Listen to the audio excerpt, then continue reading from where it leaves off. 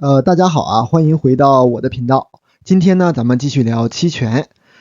上期影片呢，我们讲了一个非常实用的一个策略——对角价差策略。那我们上期影片呢，是拿牛市对角价差来举例的。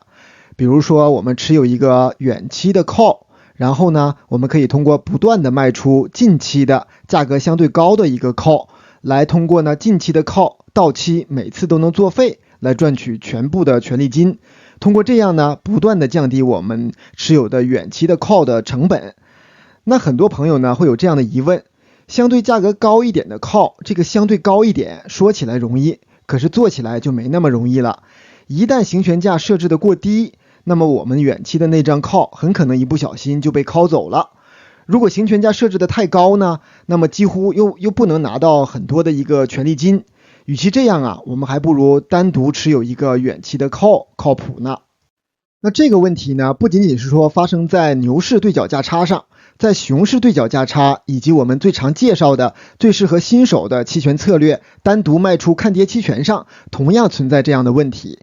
那这边先说一下熊市对角价差哈。熊市对角价差呢，就是说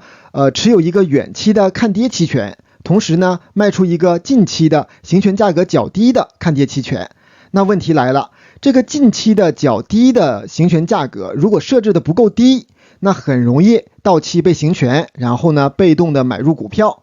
那行权价格设置的太低呢，又根本拿不到什么权利金。所以基于以上这些，无论是对角价差，还是单独的做这个 short put， 再或者做 covered call， 行权价的设置是这些策略成功与否的最关键的一步。那今天呢，我们就来给大家一些思路，来科学合理的设置行权价。那在开始之前呢，先麻烦大家帮忙，动手关注点赞，你们的支持是我更新影片的主要动力，先谢谢大家了。那接下来呢，讲一下第一个方法。我们可以用前几期影片给大家讲的关于标准差的概念来作为设定行权价的一个参考。比如在9月25号星期三的盘中，我做了一个台积电的对角价差策略。我手里有年底到期的165行权价的看涨期权。那因为上周台积电一直在上涨，所以呢，趁着股价高位，我卖出了2天后到期的行权价格是185的看涨期权。那一张合约呢，收入了96块钱的权利金。那用的方法呢，就是说用标准差那期影片的知识，用一周前9月20号的隐含波动率和股价推测出一周后9月27号股价最高应该是达到185左右，那这是个68%左右的大概率事件，所以呢就直接做了这张合约。到了27号，股价以177块97收盘，没有达到行权价185块钱，那这张期权呢作废，所以呢我稳稳的赚到了这96块钱的权利金，仅仅用了2天的时间。但是看过以前的影片的小伙伴可能马上就发现问题了。不对呀，老王，你周三卖的185的行权价周五到期，但是周四的最高价格涨到了189块钱，如果这时候有人提前找你行权，那岂不是要至少多亏300多块钱吗？说到这个问题啊，我其实真的没有任何理由去狡辩了，我只能回答你说的没错，这张期权没有被提前行权，其实只能说明我运气好，和技术一点关系都没有。那由此我们可以看出我们这个方法存在很大程度的瑕疵。虽然有68%的大概率是成功的，但是呢，我们还是经常会遇到走小概率的时候。那这个时候我给大家一个方法，就是说我们不要只拿单独的一个周期去推算行权价，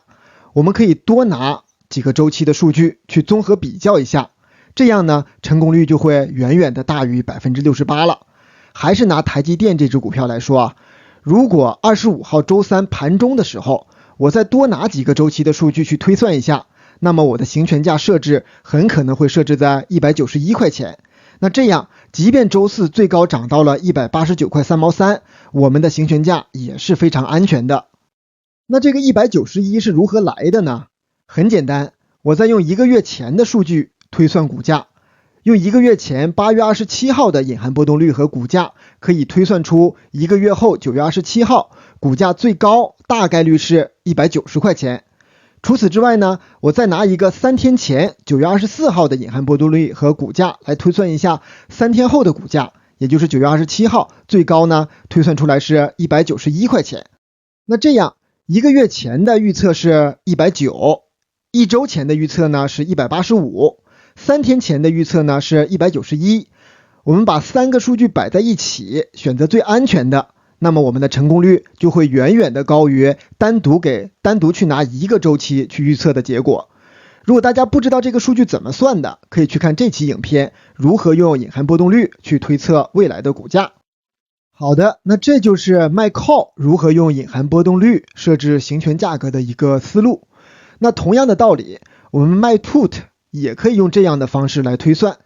那总有些朋友说，我卖 put 但是呢不想接正股，那这个时候呢，我们就可以用这个方法来推算行权价格设置到多少，我们才可以安全的卖 put 而不被行权。那考虑到有些朋友呢第一次观看我们的影片，我还是来给大家简单的演示一遍。之所以要演示一下，也是因为这个策略呀，是我们一直推荐的相对安全的策略。如果你是咱们频道的老观众，可以呢跳到下一个部分，或者呢直接以倍速来播放。我们拿英伟达随便找个时间段来举个例子啊。我们拿2023年，也就是去年8月25号的数据来举个例子。当天的隐含波动率是 45.06%， 那股价是 45.99， 那这个呢是这个前复权数据啊，应该是459左右，当时应该。我们如果要卖1个月后到期的英伟达的看跌期权，那我们的行权价格要如何设置呢？好，那我们就用8月25号的数据来做个推算，把隐含波动率和股价带入我们的公式， 45.99 乘以 45.06%， 然后再除以根号下12，那等于 5.98， 那我们就算是6吧，比较好计算。那这个呢就是说1个月后股价上下波动的范围，也就是最高是 45.99 加上6等于51块9毛9，也就是1个月后最多能涨到51块9毛9。那如果是这个最低呢，就是说用 45.99 再减去6等于 39.99， 那这个呢就是说1个月后的最低价格。